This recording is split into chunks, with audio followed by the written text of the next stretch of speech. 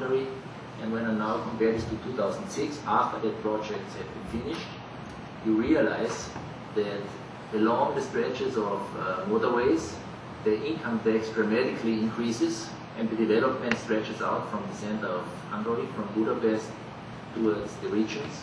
And in Hungary, it is evident that although they have big budgetary troubles at the moment, infrastructure has contributed to the growth in Hungary. Whether each taxpayer, euro or foreign, is properly invested is another question. But here I can confirm the statement of my colleague. We, as a developer, have a nice bottom line and made decent profits in this respect. Now, let me refer to Poland. This is the main corridor which all the Germans will use when they travel to the 2012 Soccer European Championship. It's the stretch between Berlin and Warsaw. To the surprise of many travelers, that has not been developed as a motorway. From 2001 to 2004, we Strabag were involved in the concession along Poznan. That's the area, that's this strip. On the left-hand side of that strip, from Poznan to the German border, the red strip, that's the segment we have closed last year, and which we are building right now, a 1.6 billion infrastructure development. This is evident to everybody that Poland needs this motorway. It is evident that this can be a concession project. It is a completely flat project, cheap to build. There are some swamps and some peat areas, but otherwise there are no technological challenges, other than financing 1.6 billion in the year early 2009, only a few months after the Lehman crisis. We have tried to find official data with regard to how these infrastructure projects have contributed to development. On the left-hand map, you see the blue button is the city of Poznan, and the motorway passes Poznan. And on the right-hand side, we see the cross-regional product. You will be smiling that such strange figures are being used, but we didn't find any other data in this respect. And you can see here on the right-hand side, the light blue line is the growth in Poland. The dark blue on top is the growth in the district of Poznan. And the violet and orange lines are the growth in the Villa region in the north and in the Konin region in the east. It is maybe surprising, but not astonishing, that Poznan has dramatically contributed from that motorway, because Poznan is now much better linked to Warsaw and is a better link to Berlin.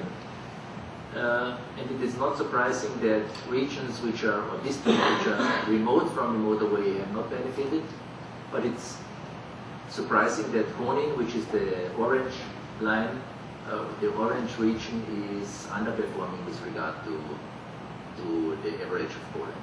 However, infrastructure projects on a concession basis substantially increase the speed of development of capitals, of major cities along this project.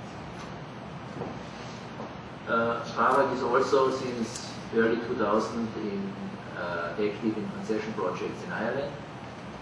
We have won several projects, but this is the so-called Fermoy bypass, a small project with some bridges.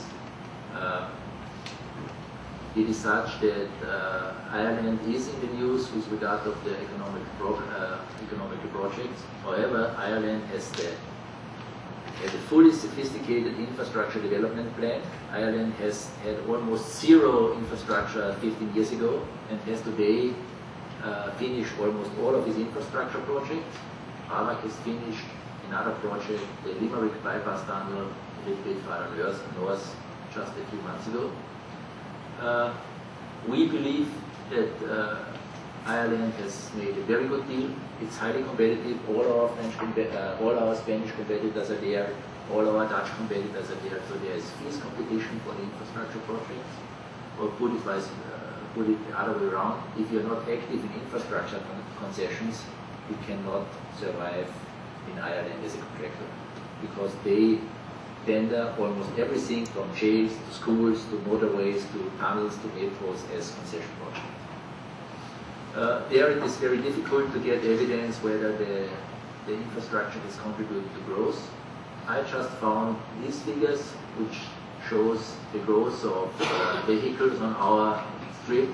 It shows that the growth, the traffic rate went up from 15,000 to more than 20,000, and that the collisions or deadly accidents went back by more than 30%.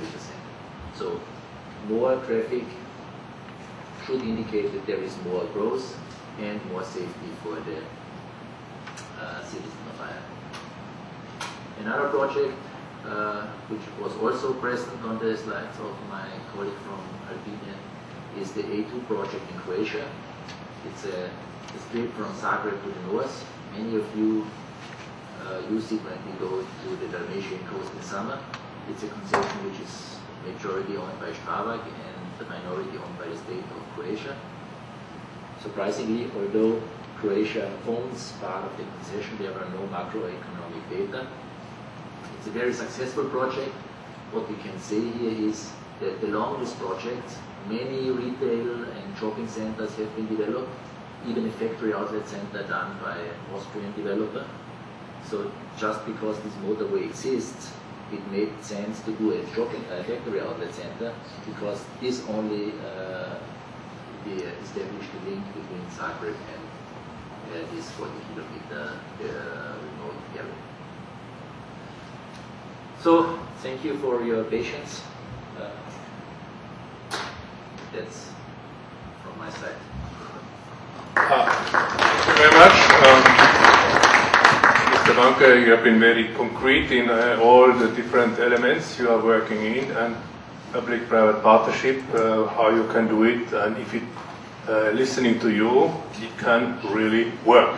Our next speaker is Mr. Jürgen Vesely. He's the Chief Executive Officer of this Team 2, and I was a principal part of famous architect association, Philip Johnson, Alan Ritchie, architects in New York.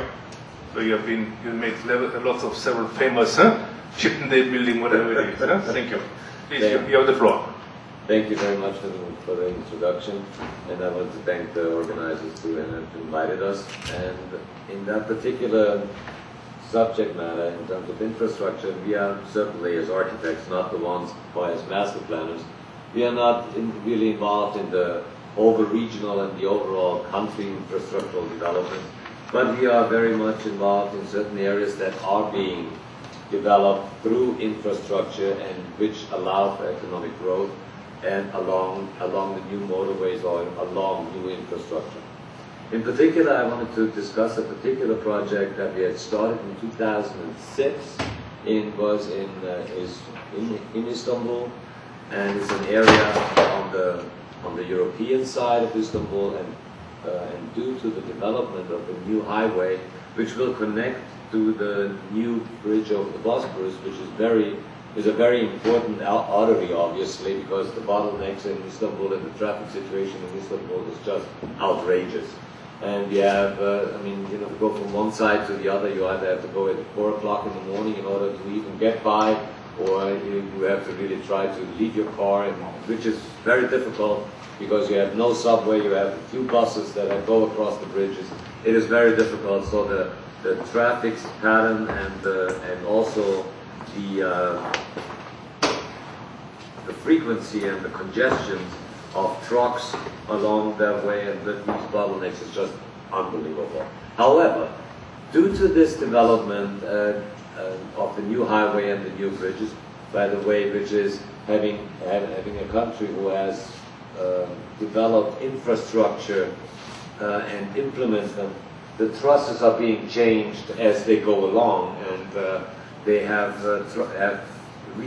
changed the trusses and the actual location of the new highways connecting to the new Bosporus Bridge about 3 times, which led to situations that you have now solely remote developments where people went ahead and had just speculative developments on certain areas where they were hoping that the highway will go by and will go there.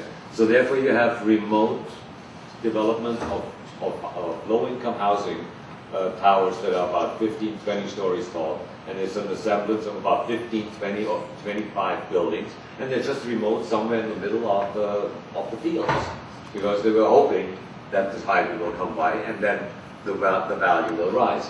However, it did not happen, and certain speculators had lost quite a bit of money. However, this particular project is due to the proximity of the city, and I will show you a brief animation. It's about just a 2.5, 3-minute animation about the size of it. Is about 53 million square feet, about 53 hectares of this entire area. And it includes a development for about 250,000 people, including cultural institutions, hospitals, housing, recreational, etc., etc.